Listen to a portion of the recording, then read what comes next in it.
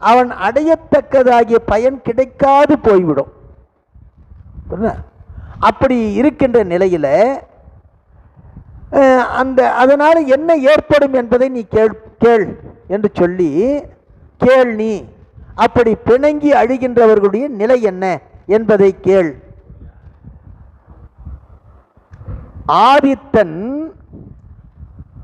6 அணங்குடனாய் விரியின்.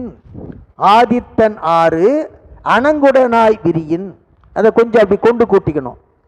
அணங்குடன் அப்படின்னு இருக்கு இல்லையா, அது கூட ஒரு உருபு சேர்த்து ஆயின் உருபு சேர்த்து ஆதித்தன் 6 அணங்குடனாய் விரியின். அப்போ என்ன பொருள் அப்படின்னு சொன்னா, ஆதித்தன் 6 அப்படிங்கிறது ஞாயிறு வட்டத்தினுடைய பகுதி. ஞாயிறு வட்டத்தினுடைய பகுதி. இப்போ இங்கே எப்படி பொருள் கொள்ளணும்னு சொன்னா, பெண்டுடன் கூடுகின்ற நாள் மிகுமாயின்.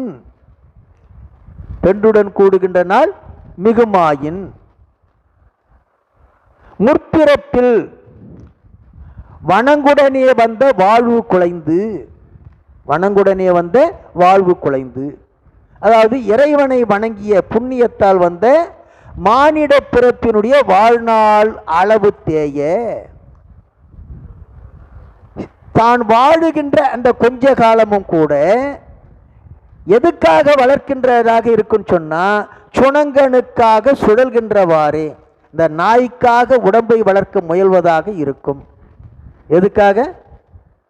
நாய்க்காக உடம்பை வளர்க்க முயல்வதாக இருக்கும் அப்படிங்கிறார். அப்போ என்ன பொருள் அப்படின்னு சொன்னா, அதாவது சிற்றின்பத்தில் தோய்ந்திருக்க கூடாது. எதுல தோய்ந்திருக்க கூடாது? சிற்றின்பத்தில், பெண் இன்பத்தில் தோய்ந்து இருக்கக்கூடாது. என்னங்க? யோகமே முடியாது.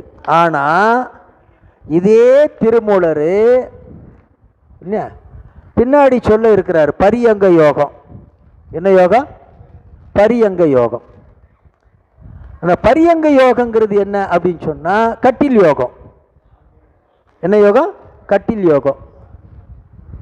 அந்த யோகங்கிறது எப்படின்னு சொன்னா, நம்முடைய திரு உந்தியார்ல பெற்ற சிற்றின்பமே பேரின்பமாம் என்று உந்தி வர,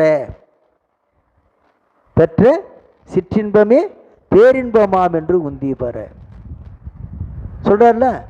அப்போ அந்த சிற்றின்பம் பேரின்பமாக மாறும். எப்போ அப்படின்னு சொன்னா, பரியங்க யோகத்தின் படி